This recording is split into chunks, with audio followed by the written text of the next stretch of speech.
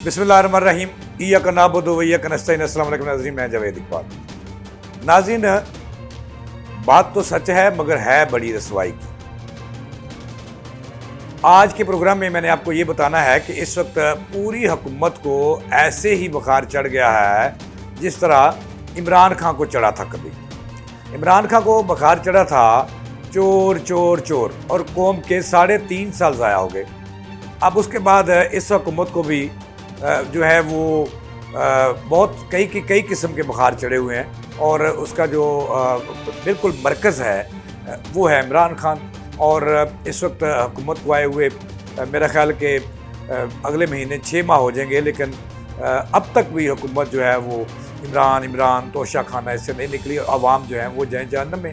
लेकिन आज के प्रोग्राम में मैंने आपको बताना है कि फैज़ हमीद के बाद किसकी बारी आने वाली है, और बड़ा शिकार होने वाला है। ये शिकार कौन है और इस पर इल्ज़ामात क्या हैं, और किसकी डिमांड थी कि इसको भी धर लिया जाए। तो इस पे मैंने आपको आज बड़ा इंकशाफ करूँगा कि फैज़ हमीद के बाद कौन, ये मैंने आपको बताना है। तो नाज़रीन, आपको पता है कि पिछले कई रोज़ पहले जो था वो इमरान खान का जो है वो कच्चा छट्टा तो खोला ही जा रहा है, तोशा खाना और इस तरह के, फिर साइफर और फिर जनाब घड़ी और पता नहीं क्या क्या। तो ऐसे लग रहा है जैसे जो है वो हुकूमत को इमरान खान का जो टेम्परेचर है, बुखार है, उसमें रोज़ाना तेज़ी आ रही है और वो बढ़ता ही जा रहा है और वो 100 से ऊपर जा रहा है। ये थोड़ा सा नाज़रीन इंतज़ार कीजिएगा। मैंने आपको बताना है कि फैज़ हमीद और कुछ जो उनके साथी गिरफ़्तार हुए हैं, जिन्हें इमरान खान का सहूलतकार का दर्जा दिया गया है और वो सहूलतकारी कर रहे थे, वो गिरफ़्तार हुए। उसके बाद फ़ौज के साबक जो है उनके साथी कई गिरफ़्तार हुए। अब जो बड़ी गिरफ़्तारी होने वाली है नाज़रीन, ये मैंने आपको बताना है। लेकिन उससे पहले मैं आपको थोड़ी सी हिस्ट्री बताऊंगा कि नाज़रीन, आपको याद होगा कि 2017 और फिर 18 आया, फिर इमरान खान की हुकूमत बनी, नून लीग का तख्ता उल्टा, और इसी तरह ये पाकिस्तान में जो खेल है गुड्डा गुड्डी का, कभी गुड्डी नीचे, कभी गुड्डा ऊपर, कभी गुड्डी नीचे, कभी गुड्डा ऊपर, और कभी गुड्डा नीचे और कभी गुड्डी ऊपर, ये जो है चोर सिपाही का खेल जो है वो जारी है इस मुल्क के अंदर। मैं आपको थोड़ा सा माजी में ले जाऊंगा, फिर आपको बताऊंगा कि अगला बड़ी जो गिरफ्तारी होने वाली है वो कौन सी है। लेकिन इससे पहले मैं आपको ये बताऊंगा कि आपको याद होगा जब इमरान की हुकूमत आई और इमरान खान की हुकूमत किन हालात में बनी ये भी आपको पता है, और किस तरह से बनी ये भी आपको पता है। ये पाकिस्तान के साल 77 सालों से ऐसा हो रहा है, तो ये होता ही रहेगा, इसको ब्रेक नहीं लगती। मैं आपको सच बात बता दूँ आज। लेकिन यहाँ पे जो सियासत है, जमहूरियत है, ये किस तरफ जा रही है ये भी मैं आपको बताऊँगा, और किसका जो बयानिया है वो बनाने के लिए ये सारा कुछ हो रहा है ये भी बताऊँगा। लेकिन उससे पहले मैं आपको थोड़ी सी हिस्ट्री बताऊँगा कि पाकिस्तान में हो क्या रहा है। जब इमरान खान की हुकूमत आई पंजाब में, आपको पता है नाज़रीन के उस्मान बुज़दार साहब और फिर एक तीला साहब जिनको कहते हैं परवेज़ खट्टक साहब, वो KPK में, और इस तरह से जो इमरान खान का दौर आया। इमरान खान ने 3.5 साल नाज़रीन ज़ाया कर दिए इस मुल्क के, इस कौम के। आज वो 3.5 साल में बात किसमें ज़ाया किए? चोर चोर चोर, डाकू, और उस पर अरबों रुपये सिक्योरिटी पे लगा दिए।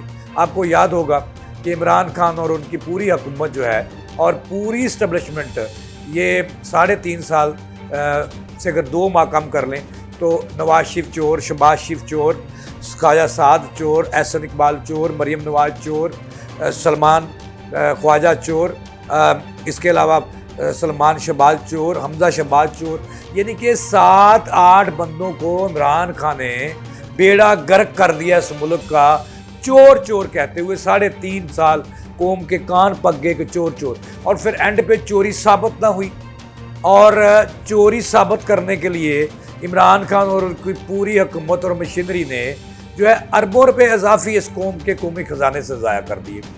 कभी नवाज शरीफ को जेल में सिक्योरिटी दी जा रही है, कभी मरियम साहबा को दी जा रही है, कभी हमजा को, कभी अस्पतालों में इलाज, कभी बरूनी मुल्क। तो इससे इस कौम के इमरान खान ने इतना बड़ा जुल्म और ज़्यादती की कि चोर चोर कहते हुए 3.5 साल ज़ाया कर दिए और अरबों रुपये इनकी सिक्योरिटी पे लगाए।